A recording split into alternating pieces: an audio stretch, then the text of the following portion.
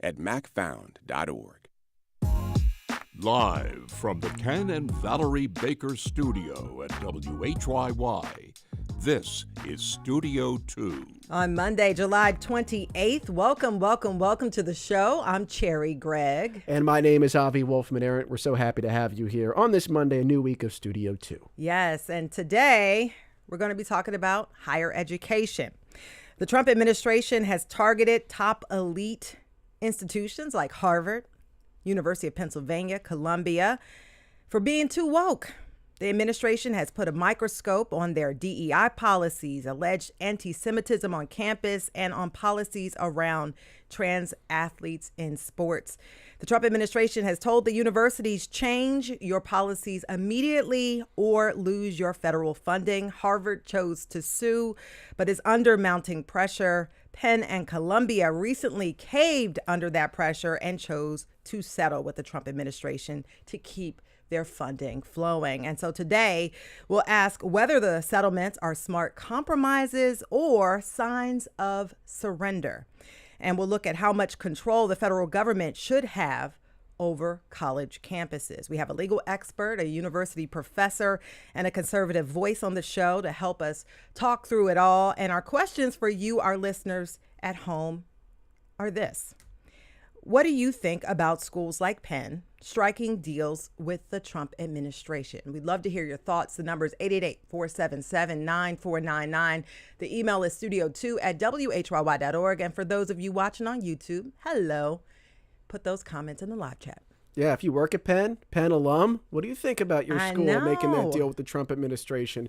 Give us a call, 888-477-9499. Again, the email studio2@whyy.org. Trio of news stories. And hey, why don't we stay in the higher ed space? Oh, yeah. For this first story. New bill introduced in New Jersey would allow that state's high school students to get automatic admission to state colleges and universities if they meet certain minimum academic thresholds. This story comes via NJ.com. The bill was introduced by Gloucester County Democrat Cody Miller, and it's modeled after similar rules in places like Texas, where if you're in the top 10% of your graduating class and you live in Texas, you're a Texas resident, you get automatic admission to some state schools.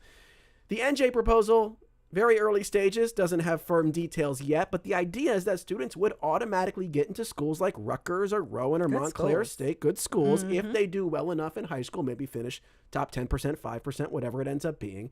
And this is being pitched as a way to reverse the brain drain in New Jersey, that is, to keep students who would have gone to school out of state in state. Yeah, what was so interesting to me about this, Avi, is that New Jersey loses about 30,000 students a year to other states. High school grads, they choose to go out of state. And so they're trying to keep some of those people there. And that's according to the National Center for Education Statistics. But one of the critics of the bill asked what happens after students are automatically admitted, right? Because schools cost. And so a lot of students, I know I was like this, I went to the school that gave me the biggest financial aid package. Yeah. And so some have said, look, New Jersey needs to make sure that there is some back end support for students if they are automatically admitted. I know Georgia has the Hope Scholarship Program that provides these robust scholarships and grants to students who are automatically admitted. It's not 100%, but you're kind of guaranteed at least some money. And people say, look, this is a first step, but there needs to be some cha-ching on the other side of that. Well, the cha-ching runs both ways here, because if you're a school like Rutgers or whatever, you get a lot of international students and students from out of state who pay often full freight. And there's a discount, there's a subsidy for in-state students. Now, they still pay plenty, but if a larger percentage of your incoming class is in-state versus out of state, that could affect your school's finances as well. So I'm guessing Rutgers would have questions about that. This is also seen as a way, by the way, to boost diversity, because if you're the 10% across the state, it doesn't matter what school you go to. And I think there is some evidence out of Texas that it has indeed done that. So sort of geographic, racial diversity, income diversity, it can help boost that as well. Yeah, so we'll see what happens with that bill. Second story today, Pennsylvania Governor Josh Shapiro recently appeared on The Late Show with Stephen Colbert just a few days after CBS announced that Colbert would be canceled in May of next year. It was a pretty robust conversation if you had a chance to look at it. Shapiro spent about 15 minutes speaking with Stephen Colbert about everything from the arson attack on the governor's mansion to how he first got into politics and, of course, his opposition to President Donald Trump. And during that conversation, Colbert pointed out that there are thousands of Pennsylvania voters who cast their ballots both for President Trump as well as for Governor Shapiro. They have this overlap of voters who liked both of them. And Shapiro claims, that his focus has been on solving problems for Pennsylvanians, which he believes is different from the focus of the president. Take a listen to the governor talking about the promises that President Trump made when campaigning across Pennsylvania. He talks a good game, and then when he gets to govern, he does the exact opposite. I was showing up in rural areas where Donald Trump was showing up, and he was pledging to not cut people off of Medicaid. And then what's the first big thing he does? He goes and he cuts 310,000 Pennsylvanians off of Medicaid with this bill they just passed, including 154,000 in communities that voted for him. Interesting. And he's taking major swipes in this conversation at President Trump, which many believe, is an implication that he's gearing up for a 2028 run. Well, he's got to win 2026 first. Yes. That's his next governor's race. And some news on that front. Stacey Garrity looks like she's going to run. She's the state treasurer. It looks like Doug Mastriano, who he beat last time, is also going to run. That's the latest reporting. I think that would be a dream matchup for Shapiro. He crushed him last time. And we talk about those Trump-Shapiro voters. You do have to acknowledge the context of the races. Shapiro had name recognition and was just broadly more popular than Mastriano, who he ran against. Yep. And so sometimes that's just what it is, right? They're choosing between two. And they're like, well, I really don't like that guy. So, sometimes you have to go take a step back and just analyze the politics of the whole situation. But clearly, he's charting a course for higher office. I think everyone believes that. And there are actions that back that up. Yeah. And I had to mention this whole Colbert thing because Colbert said in his commentary, we have 10 months. And told Shapiro, you're welcome to come back. So Colbert's got 10 months. Has 10 months. Yeah. Until he takes the show to WHYY, of course. Put that out there. Story number three. So a new kind of grocery store is coming to Philadelphia. One where you don't even need to go through a checkout line. Wow. The store is called Amazon Fresh, opening August 14th in the Spring Garden section of Philadelphia. This is the 6th Amazon Fresh in our region. And here's what makes it distinct. If you're an Amazon Prime member, you walk into the store, you pick up a special type of cart that allows you to scan items as you go, and then you just walk out. You leave the store. No checkout line. And it's a step toward this vision that Amazon has of a frictionless shopping experience, where you just sort of grab what you need and you go. Yeah. You know what? I've been to some of these little convenience stores where all you have to do is, there's no person in there. All you have to do is go pick something up and it just automatically charges your card. And it kind of creeps me out. I'm not even gonna lie. I'm a little creeped out by this. And we talked about this whole cashless society thing. But I don't know. I just feel like there's a lot of surveillance involved. There's a lot of tracking. You're not using cash anymore. Yeah. People just can track you to whatever you buy. I don't like it. It just feels like something, I don't know, like very too futuristic for me. Yeah, very sci-fi. Yeah, super sci-fi. There it is. I do think when people describe like frictionless experiences, what they're often describing is you don't have to interact with another human being, which, look, there can be conveniences to that. At the same time, human interaction, not the worst thing in the world. No. Kind of the glue that keeps society together. So maybe think about that. I do think at some point we will boomerang back around. So maybe like shopping will become frictionless, but people are going to seek out experiences where they get a chance to talk to another human being, maybe even a stranger. It doesn't have to be friends and family all the time, right? And so I do think there's like a push and pull to this. I like humans. I kind of like humans. Yeah. What's wrong with that? I like a lot of them. Yeah, most not of all them. of them. Yeah, not all of them. By the way, Amazon does have this technology where you can just walk in and out that you were talking about that they have in some locations. It sounds like this one in Philly is not going to be like quite that frictionless, but it's on a continuum moving in that direction toward just like a grocery store of no cashiers and very few employees. Yeah, and the countdown is on. It opens in just a couple of weeks. I want to check it out, though. I will check it am out. curious. Yeah. At the end of the day, curiosity counts for a lot. Today on the show, we're going to be talking about higher education, specifically Penn and Columbia striking deals with the Trump administration to get their federal funding back. And what does that mean for the future of higher ed? We want your thoughts.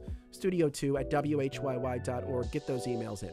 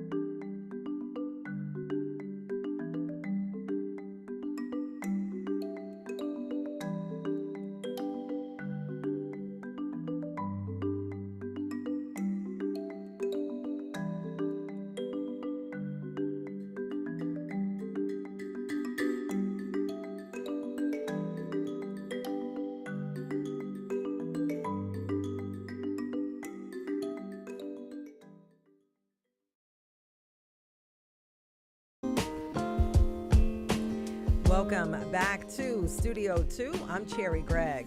And I'm Avi Wolfman Arendt. This month, Penn and Columbia struck deals with the Trump administration to restore federal funding.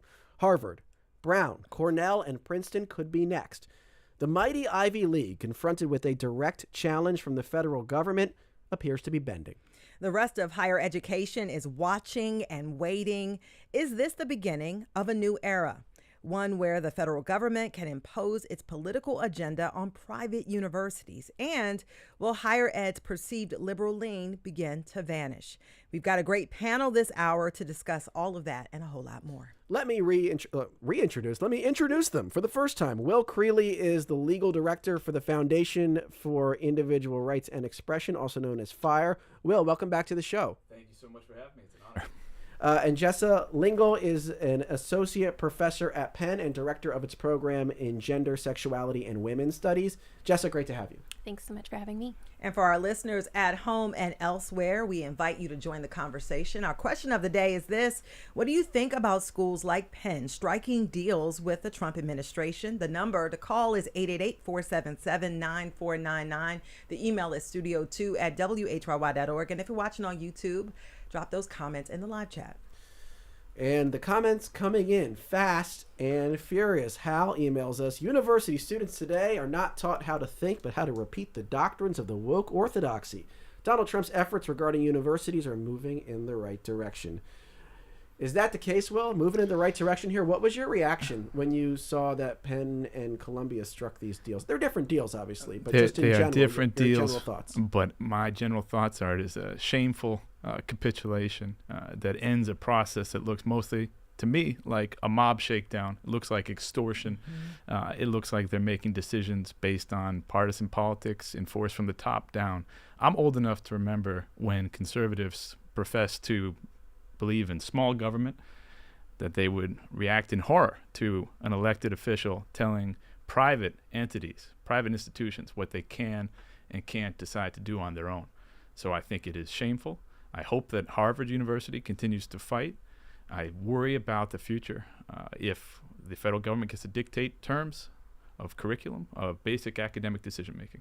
And so I want you to talk about the legal, because you're a legal expert here, and I want you to talk about some of the legal, just sort of guidelines when it comes to First Amendment and this division between higher education and government, and sort of where the Trump administration stands when you talk about it legally. I'm happy to do that. First of all, the First Amendment protects academic freedom. That's the right of universities, both public and private, to make decisions about academic matters without government interference. That's the point. We've set up a knowledge-generating machine. You let it run. You don't have politicians tamper with it so they can get their desired outcomes, but that's exactly what's happening now. So Harvard has brought a First Amendment suit. My organization, the Foundation for Individual Rights and Expression, has filed an amicus brief that's a friend of the court brief, making clear that for 70 plus years, the Supreme Court has recognized that academic freedom is what we call a special concern of the First Amendment. It means hands-off government. And we're not seeing that today.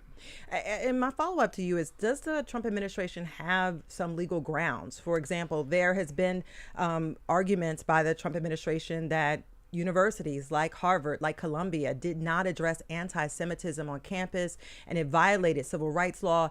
Would that open the door for them sort of, pushing these universities to do better? It's a great question, Sherry. The thing is, the federal law that governs universities' responses to anti-Semitism, Title VI of the Civil Rights Act, also has implementing federal regulations that dictate what the federal government has to do in order to pull funding. The Trump administration followed none of those requirements. In other words, they skipped the federal law that empowers them to address anti-Semitism and instead just did this top-down mob extortion routine, said we're going to cancel federal funding first, we don't care what the law says, and unfortunately the universities have folded. Yvonne on YouTube says, shame on Penn. But Cecil comments saying that the universities like Penn are hoping Trump leaves soon. They're holding on to their dollars in the meantime. And there is a real decision to be made here, Jessa. In Penn's case, I think it was $175 million. Do you just risk that to make a point, to stand up for academic freedom, for independence of private universities? Or do you say, you know what? Let's keep our powder dry now and fight this down the road. You're someone that could have been impacted by Penn losing money. What do you make of that? I think it's not about trying to make a point. I think it's about trying to stand up for core values. So the core values of our university have always been about turning young people into critical thinkers, making them better citizens of the world, giving them the tools to think critically about differences of opinion, about different viewpoints. And we can't do that if we're afraid that we no longer have control over what we teach in the classroom, the kind of conferences we run, the kind of speakers that we bring on campus. I think it's not about proving a point. I think it's about standing up for what universities are supposed to be doing and creating the kind of climate where people have the freedom to teach and students have the freedom to learn. Yeah. If they come to you, though, and they say, look, professor, we're doing this because we've got money funding, disease research. We've got money helping our hospitals run. I mean, this research supports a broad array of things. Your argument back to them is, okay, I understand that, but you have to be willing to sacrifice that right now? I have two arguments. One, and they've made these arguments to me. Yeah. Administrators have made these arguments. Really? And what I say, face to face. Yes. And what they say is, or what I say back is, I don't know why you're so certain that this will be the end of the line. It's very clear to me that our administrators at Penn believe, we're just going to put our heads down, stay out of the limelight, cross our fingers for the midterms, wait for someone else to come into office. That's, to me, I understand the pragmatics of that, but I don't really buy that argument. I don't think we've seen that play out at Columbia. And I also think that we are, in the meantime, sacrificing the very values that brought us all to this institution in the first place. So the other thing is we're putting a price tag we're putting a price tag on human dignity. With this Title IX decision, we've just said an entire class of people are second-class citizens at our university, our institution. That's counterintuitive to what everything our founder, Benjamin Franklin, would have wanted. And it's counterintuitive to what people and I thought we were doing as educators. Yeah, and I want to read this comment from Ruth, who sent in an email, who says, I think that any institution of higher learning that makes a deal with this dishonest administration that cares nothing for those universities is just plain wrong and inexcusable. They are betraying their students, and those students pay a lot and deserve better. And I see, Will, you're nodding your head at Jessa's comments, and I want you to sort of react to what she's saying. And specifically, I think about the chilling effect that this happens, that happens because of actions that the Trump administration has taken. Can you talk about that and sort of the ripple effect of what the slippery slope. Yeah, that let's is being talk about it. As a created. lawyer, Yeah. we love our slippery slopes, and we talk about them because they're real. Yeah. Just as the good professor says, once Penn makes a deal, once it fails to hold the line, it is taught that every student and every prospective student that when times are tough, you duck your head. Whatever piece Columbia thinks it has bought for $200 million, it will not last. That is a temporary accommodation at most. And you can't look at any of this in isolation. You've got students being snatched off the street outside of Boston, Romeza Ozturk, who was at Tufts, Mahmoud Khalil at Columbia. The chill is real. And if universities think that they can just whistle and twiddle their thumbs for the next couple of years and not stand up and fight, I don't know if the next couple of years will bear that out. And Jessa, I wanted to ask you, like, what does it feel like on campus? I mean, I know that, are there rules in place, or is there just this feeling? There's such a feeling right now. So when I talk to administrators, they say the line in the sand that we're going to hold is curriculum. We're going to protect what you teach and what you research. And that's what they say. But in the meantime, they leave this vacuum of what about everything else? And so that vacuum starts to fill with a sense of paranoia and fear. So we have students changing dissertation topics, changing honors thesis topics. We have faculty who are, especially adjunct faculty, who don't have protections of tenure, changing their course titles, changing course descriptions, or opting not to teach at all in programs like the ones I run, gender studies, which have, more of a target on their backs because of what we teach. We have trouble finding co-sponsors for events. So all of these things are coming in this area. The chill is already here. So you can say from on high, we're going to protect, academic freedom.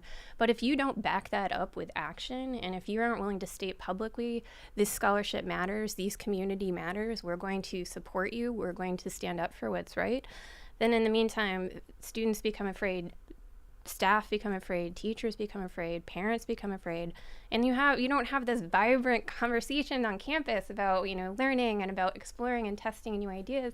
Instead, you have this climate of paranoia and fear. I really feel like Penn is becoming unrecognizable to me. I've been there for 10 years.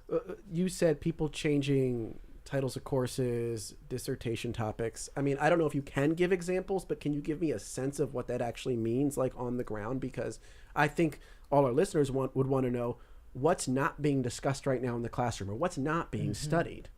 So the way it works is that students feel like if Penn isn't standing up for, trans rights, if it's not standing up for its LGBT community, that must mean these things are dangerous. So maybe I don't want this honors thesis title on my resume when I'm applying for jobs. Maybe I'll be a more competitive job market candidate if I teach different classes. Are there trigger words, though, that people are really looking at right now? So people are afraid of having words like pro-LGBT, trans, gender affirming care.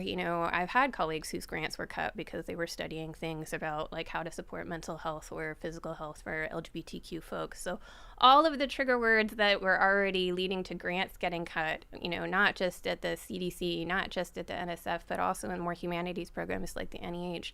All of those trigger words, they get cut from funding, and then that bleeds into classroom conversations and the kinds of events that you run. And I'm sorry, I should have clarified earlier, but Penn's, I guess, violation here, I mean, it's never been entirely clear because this has mostly been going on behind the scenes, but the perceived violation here is that they allowed Leah Thomas to swim on the women's swim team a few years ago, I think 21-22. So just want to clarify that because you were talking about all of those words. Go ahead. Yeah, I want to read this email from Vicky, who says, I am a Penn alumna who was on campus during the turmoil of the Vietnam War. It was a time of upheaval and protests. The pact Penn made with the Trump administration was appalling to me and fellow alumni. Since the university thinks only about money now and not academic freedom or diverse opinion, let them know I no longer support them. I have revised my will and will remove them as a beneficiary. This is sort of the backlash that could be coming. I do want to sort of push back a little bit to you, Will, and to you, Jessa, because there's a data point that sort of stuck with me and doing this. In 1989, the liberal to conservative faculty ratio was 2.3 to 1. In 2017, it had more than doubled to about 5 to 1. And some people have said, look, universities have gotten a lot more liberal. There needed to be a reset. And this is the way the Trump administration is going about it. Is there a need for a reset? Sure. Will? I've defended free speech from students and faculty from across the political spectrum for damn near 20 years now. So I know that when I'm doing that work, most of the students and faculty I'm defending are conservative because they are outliers, they are dissidents on their campus. So I get that. But the ends to that means matter. You cannot have top-down control that violates both the First Amendment and federal law. If we want to encourage a diversity of viewpoints on campus, let the universities take the lead there, encourage them to do so. Don't have it be done at the end of a metaphorical gun, right, with the threat of federal funding. Universities can get their house in order. Otherwise, you're just exchanging one orthodoxy for the other, and that's a real problem. But the Trump administration is saying, look, they did it. This was fast. This is swift. In months, it is done. What would the process actually look like if they were to do it the right way under federal law? I'll tell you, Harvard gives us an example of that. Harvard in the last couple of years has opened what they call an Office of Intellectual Vitality. They've changed some of their admissions questions to ask students about when they were wrong about something, when they changed their mind, when they listened to a different viewpoint. You can select for faculty who are willing to challenge ideological groupthink, or you can select for students who are willing to listen to other opinions. You can encourage that through programming in the university. None of that requires violating the First Amendment. None of that requires an effective hostile federal takeover of our private universities. I want to ask you, Professor, is there a liberal groupthink on campus? Is there a left lean? And does that, and I think beyond that, because we could quote those statistics that Sherry quoted about how the professors identify and the students identify. Does that produce a certain type of thinking? Do students go out into the world thinking about the world a certain way because they've gone to Penn or to Yale or to Harvard? I mean, I really wish that feminist theorists, queer theorists were as powerful and scary as people on the right seem to think we are. I mean, if we're so effective at changing minds and brainwashing people, why do we have the president we have? Like, this kind of wild. Who went to Penn, by the way. Yeah, exactly. Went to Wharton. So key distinction. Okay. Yes, there are a lot of liberal faculty. I don't know how much that matters if you're, teaching chemistry. If you're teaching, so people don't actually care about political bias in the vast majority of fields. What they're really talking about is the rise in the last, say, 20, 30 years of programs like mine and gender studies, Africana studies. That's what they're talking about. That's what conservatives are afraid of. And again, you're talking about very tiny programs that I really don't think have the sort of impact. But the broader point is I'm happy to talk to people who are concerned about whether or not we're exposing students to the broad enough ideas, whether, we're making sure that they hear lots of different voices in the classroom. This isn't the way to do it, this top-down cudgel, taking away funding, in some cases for things like, cancer research or, Alzheimer's research, all in the name of, trying to deal with this, woke thing that I frankly don't even really believe is there. Well, yeah, that gets to my next question, which is, you said you're happy to have the conversation. Do you think at core, though, there could be a problem here, that there is something about, I don't know, the makeup of the faculty or the student body at these elite schools that just doesn't reflect broader American thought?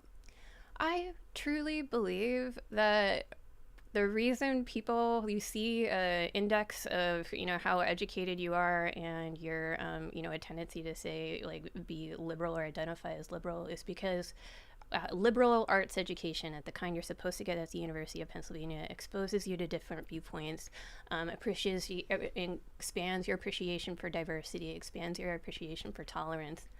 And that's what's at the root of liberal thinking, progressive thinking. So do I think that, in a way, yes, going to colleges like the University of Pennsylvania or any liberal arts school can make you more liberal? Yeah, because the path to getting there is reading lots of books, thinking critically, having exposure to a lot of viewpoints. I also want to say some of my favorite students in class are students who come from Wharton. As soon as I start talking about Marx, they're like, why would we, calling on, like, we shouldn't be listening to Marx because communism failed in China. They have very strong opinions. And I love those students because they make it so that other students feel free to challenge my ideas in the classroom. So I think that the classrooms are more diverse than that argument believes. And I also believe in my core, it sounds probably a little naive, that part of the reason students come out believing in things like feminism and believing in things like diversity is because we're doing our jobs as a liberal arts educator. forcing people to think critically, right? I want to invite you, our listeners at home and elsewhere, to join the conversation.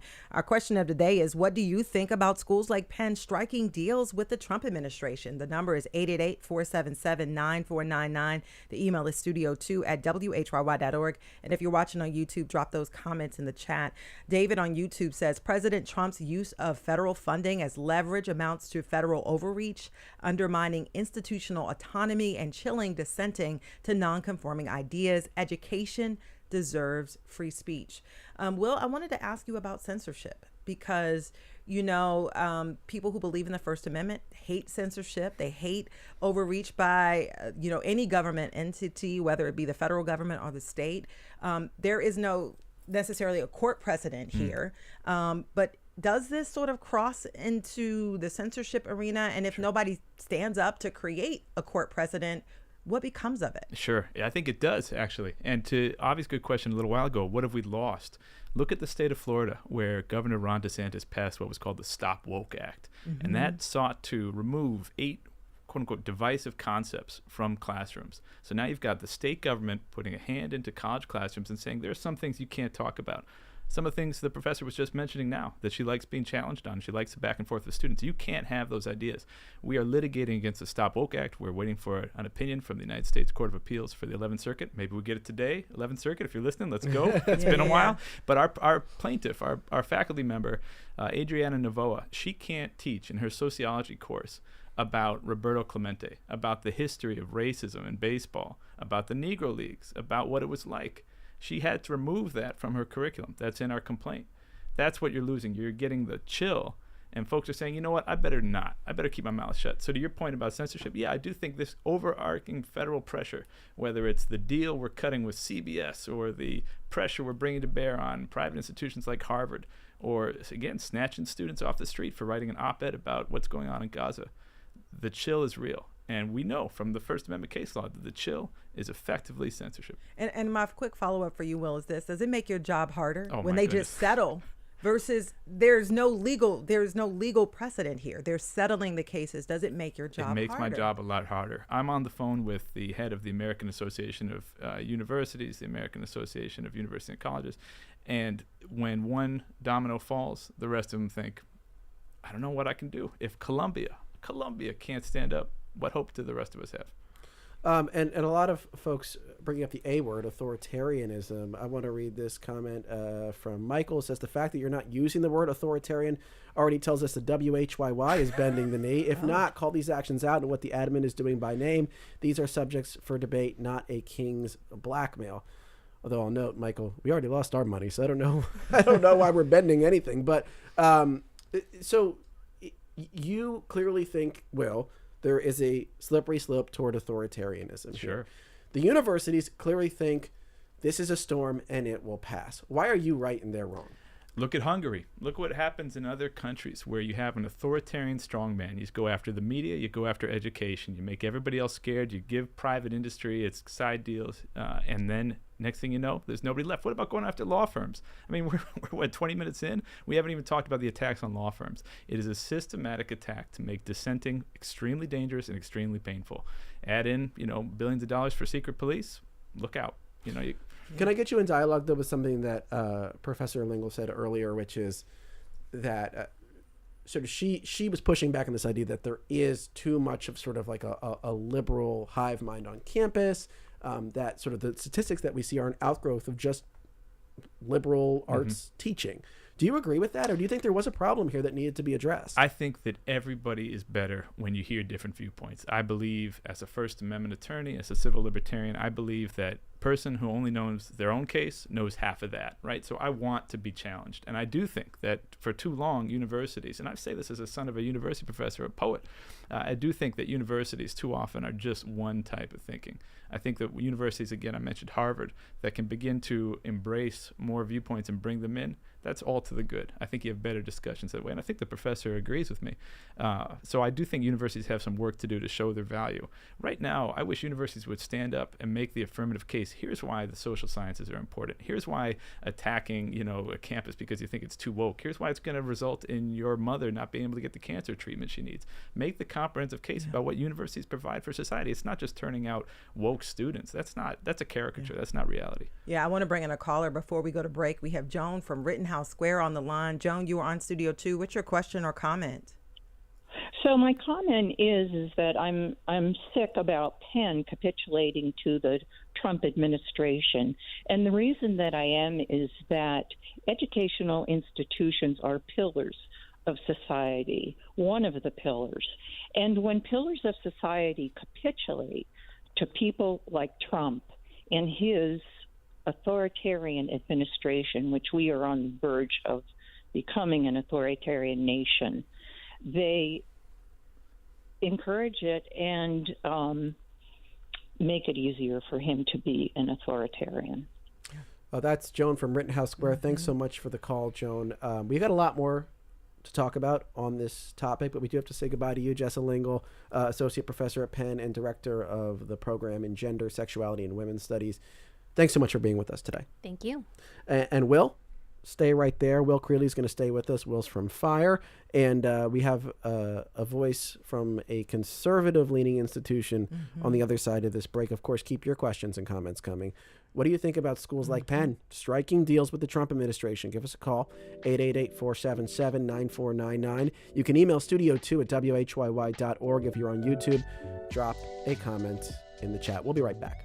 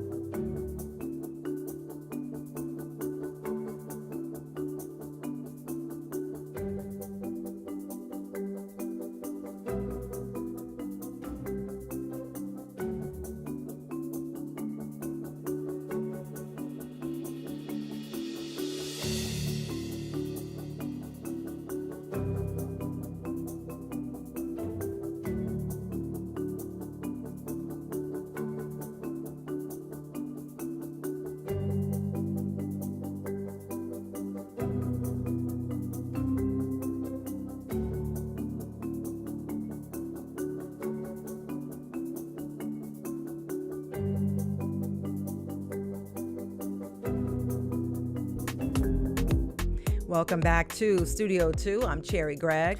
And I'm Avi Wolfman-Arendt. If you are just joining us, we've been talking this hour about Penn and Columbia making concessions to the Trump administration to unfreeze federal funding.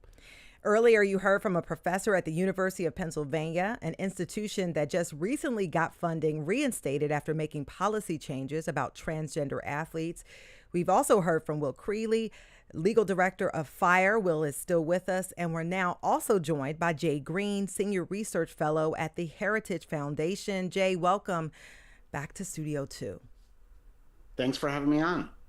And of course, listeners, viewers, we still want to hear from you. What do you think about schools like Penn striking deals with the Trump administration? Give us a call, 888-477-9499.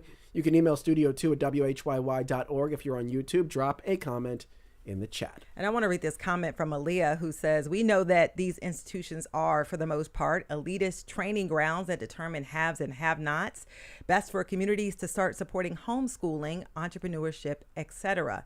And so, Jay, we wanted to start this part of the conversation with you. I mean, conservatives have long accused colleges of being ideological echo chambers. I want you to sort of lay out the argument for why the Trump administration's approach to universities, that is withholding funding unless there are policy changes. Why do you think this is the correct approach?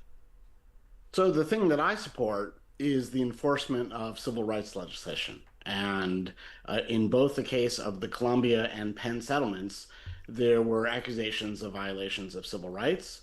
And the universities decided to settle on those accusations because they were guilty of those violations. And I think we should all agree that it's very important to uphold civil rights. And I'm a little surprised to hear from civil libertarians that that is not important. What I heard a lot in the show leading up to now sounded like ghost stories, scary things with assumptions of things that might happen or have happened that actually haven't happened. So I'd just like to hear what exactly in the settlements that Columbia and Penn struck violated the First Amendment. Will, I'll let you take that. Yeah, let me start. As a civil libertarian, one of the civil liberties I value is due process, and I believe that the law says what it says. So when Title VI and its implementing regulations require the federal government to, first of all, seek voluntary compliance, second of all, afford the university notice and a hearing, finally, to require Congress to weigh in, none of those steps was followed by the Trump administration. Again, I'm old enough to remember leading a fight against the Obama administration's redefinition of sexual harassment. And I did that with the support of many conservatives because at that time they understood that the process protects us against federal government overreach, exactly the kind of overreach that's at issue here. If Columbia failed to respond appropriately to anti-Semitism on campus, and they might have, then Title VI provides the process through which federal funding can be revoked. We did not follow that process. You cannot separate the settlement from the process that preceded it. Yeah, and I think one of the arguments, Jay, is that this will unleash chaos, that the next administration could be left-leaning and could say, you know what, we don't think School X has responded appropriately to sexual assault on campus. And rather than go through a process of trying to prove that and adjudicate that, we will simply freeze their funding day one and make them come to our terms. I mean, is that not a concern for you? So first, my question was First Amendment of violations, because I heard Will describe during the first part of this show that the Trump administration was violating the First Amendment with these agreements at Penn and Columbia, and I haven't heard any examples of that. Now, as to the due process concerns, first, the Trump administration paused funding, did not eliminate funding, and there's a question as to whether they could do that as they then begin the process required by the civil rights legislation. And if Penn and Columbia believed that the correct process was not being followed, they could have pursued legal action and prevailed, and perhaps Harvard will. So the process matters, but so does the substance here. And I heard a lot of ghost stories earlier in the show about speech being suppressed, and I just don't understand how it is that enforcing civil rights law, both Title VI and Title IX, leads to the suppression of free speech. Well, go ahead. So I think what Jay was saying is that what were the actual sort of violations here? Not the future potential violations, but the violations. Let me be clear. Last year, the Supreme Court decided a case called National Rifle Association v. Vullo, and that involved a New York State official telling insurance companies they could not associate with the NRA because of its political viewpoints. It's called jawboning. It's indirect censorship. The Supreme Court reaffirmed it violates the First Amendment. That is exactly what the Trump administration has done here. They have said, hey, Columbia, and putting aside the semantic choice to call it a pause instead of a revocation, the administration trumpeted it as a revocation. They said, hey, Columbia, we've frozen all this funding. You will accede to this list of demands. They sent a demand letter. And if you do not, billions more funding will be on the line. That violates the First Amendment. That's jawboning. Again, some of the substance of those demands. Adopt this expansive definition of anti-Semitism, which raises clear First Amendment problems. It involves suppression of criticism of the State of Israel. The federal government cannot tell a private institution what rules it must have regarding speech and what protected speech must be punished at that university. The federal government also told Columbia that the Department of Middle East Studies had to be under academic receivership. Again, that is the federal government dictating to a private university what can be taught and who can teach it. flies directly in the face of academic freedom, as the Supreme Court has upheld 70 years. That's not a ghost story. That's reality. We can go back and look at that demand letter, and we can see what Columbia agreed to this past week. And Jay, did you want What did they agree to? Do they agree to those things? Actually, I mean, let's actually talk about the agreements. They have already taken action in response to the threat. When a mobster has a gun at your head and says, make these changes, you make those changes. That's exactly what Columbia did. Again, violates the First Amendment. In the agreement, Columbia now must require incoming students to commit to the values of the university. Some of those values I like free speech and open inquiry. I fight for those values every day, but I do it in accordance with the rule of law. They've also required students to commit to, quote unquote, equality and respect. Let me tell you, when the federal government gets to define what respect means, I get nervous because I'm a civil libertarian. Yeah, I want to bring in a caller. We have Howard from Mount Laurel on the line. Howard, you're on Studio 2. What's your question or comment? I guess it's a comment and then a question. I'll be as brief as I can. To me, the initial problem at Penn was anti-Semitism, as went on at Harvard and MIT as well. And if let be alone that those presidents of those universities would have tried to play the context role. And then it got worse and worse, and they weren't really adhering to Article 6. So I was extremely upset at that time when the encampment took place and all the tents happened to be the same make. There was backing, tremendous backing. Then Trump, and when he started to, act as Trump and only Trump can do, or will do, I should say, he crossed the red line. He got into vetting. He got into the ideology. These are things that you just can't do. That's authoritarian, as has been mentioned. Yeah. So to me, they lost in the sea of all these other things is the real problem that started with Penn, because you're doing Penn and Columbia, and he is a deal maker. That's it. That's how he lives. That's how he enjoys life, and that's how he. Yeah. And that's so he. Yeah, I understand, Howard. I think we have to move this along, but thank you so much for the call. And I want to sort of get to what I think Howard was trying to get to here, Jay. And a lot of people have said, you know what, the Trump administration started this query against these elite universities with the idea of fighting for civil rights, for anti-Semitism on campus. But that was just a ruse to sort of get within these universities and really exert power and to do other things, to get under the hood and to coerce them into changing other policies. What do you say in response to that? Well, let's look at what the agreements actually contain. So the agreement that Penn struck was regarding whether biological males or people born as male could compete in women's divisions of college athletics and be in private spaces that were exclusive for women, like changing rooms, bathrooms. And that was the agreement that was struck. Now, I don't know how agreeing to that would be a civil rights capitulation or any of the other scary things that we heard about. We, could debate whether we think that that is what Title IX in fact requires.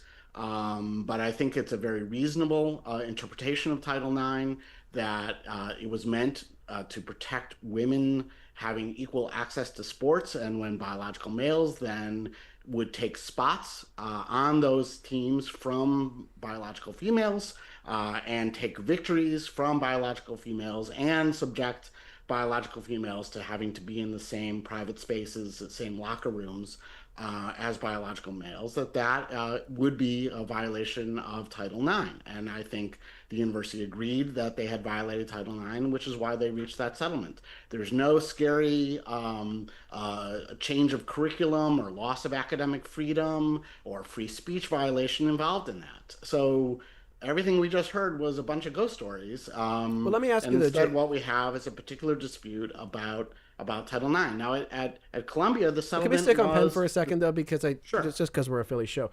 So Sure. All along, before we got to this place of them coming to an agreement, one of the arguments you heard from the folks that were, encouraging Penn to push back is that Penn complied with the NCAA's rules at that time, And this seems to set up a paradigm where a school could comply with the rules as they are at a given time. Those rules could change down the road, and they could be punished retroactively for complying with the rules as they were. They could say, you were complying with the rules, but those rules, by the way, compelled you to violate Title IX. I mean, right. That seems like that seems like a Title IX there. But that seems like a Pandora's. Is that not a Pandora's box, Jay? To say like now you followed the rule, but by the way, we have now decided that rule was wrong. We've changed the rule and punished you for following the rule at the time. So the rule's not changed. Title IX is the same. But the NCAA is the sanctioning body of sports, right? And they seem to. My understanding is they were saying that this is the proper procedure at that time. So NCAA is a private association of college athletics. It's not the federal government telling you what Title IX requires.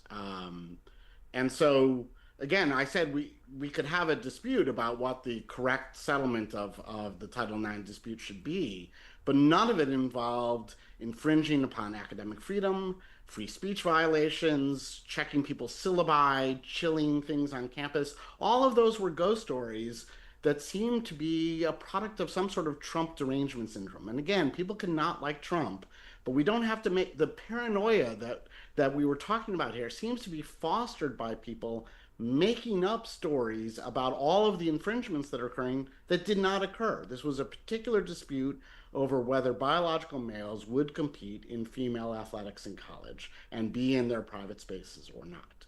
That's what the Penn settlement was about. Well, I wanted to get your response to that because, as Jay points out, right, there's been no court ruling on whether that, I guess, rule was a violation of Title IX or not. I guess it's up to anyone's interpretation at this point. What does the Penn example tell you? It tells me that there is partisan pressure brought to bear on private institutions to walk the federal government's preferred line, even if at the time you were following the rules that everybody else was following. Look out, because here comes the federal government. Look, I have defended conservative students and faculty for my entire career. I do think it's important to have conservative voices on campus. I've defended those voices. I just can't recognize conservatives now who are very comfortable with the idea of using the government for their preferred partisan ends. I just can't get around it. These are the same folks who 5 years ago said we are champions of free speech on campus. And now they're saying there are certain things you cannot talk about on campus. It just does not add up. How is the Title IX settlement a free speech violation? Because, sir, the willingness to use federal anti-discrimination law as a cudgel at Penn, at most particularly at Harvard, Columbia, other universities are now under investigation to dictate terms of acceptable discourse per the federal government's mandates. And all I have to do is say, folks, go to our website, thefire.org, thefire.org. You will see our good faith, nonpartisan approach for years and years. I've defended conservatives for my whole damn career. And I'm happy to show you the equal abuses in the last year of liberal speakers being shut down on campus. That is a real First Amendment problem, and it makes me very nervous about the future of our country. Let me bring in, no, I don't think we have time for the caller. Yeah, we're coming up against, But Skane on YouTube says, there are conservative colleges and universities. I don't see the government forcing liberal ideas into, say, West Point. This isn't viewpoint diversity. It's forcing one viewpoint on all spaces. I do think we have to leave it there. I know we could talk a lot more about this, but I want to thank both of you for your time today. Will Creeley is the legal director of FIRE. Jay Green is a senior research fellow at the Heritage Foundation. Appreciate you both coming on the show today. Thank you so much. Yes, and we're sorry we couldn't get to Amber and Rich, who were holding on the line. We would have loved to hear your comments today. Thank you to everybody who emailed in, and thank you to our producers, Debbie Builder, Paige Murray Bessler, and Andreas Copes. Thanks to Mike Schiffler, our visual producer.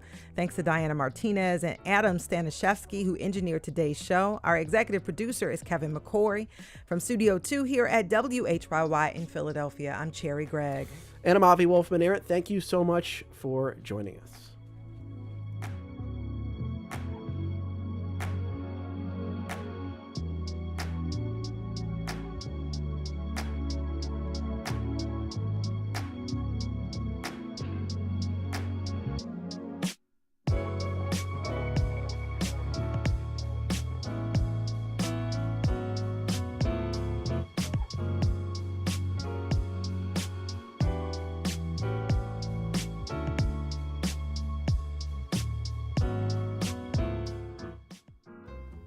And if